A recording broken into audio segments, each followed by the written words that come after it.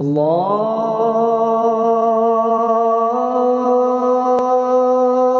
আকবার, আল্লাহু আকবার। এই গ্রামের লোক এতটাই লোভী যে ইমাম সাহেবকে খুন করতে বাকি রাখলো না। মরণ মশাই কি তাদেরকে সাহায্য করলো?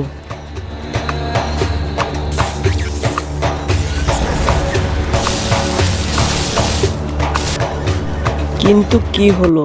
ইমামকে মারতে গিয়ে তারা ফিরে এলো না কেন? ভাগ্যপুরের রহস্য সিজন 2 পার্ট 4 আসছে আগামীকাল দুপুর 2টো।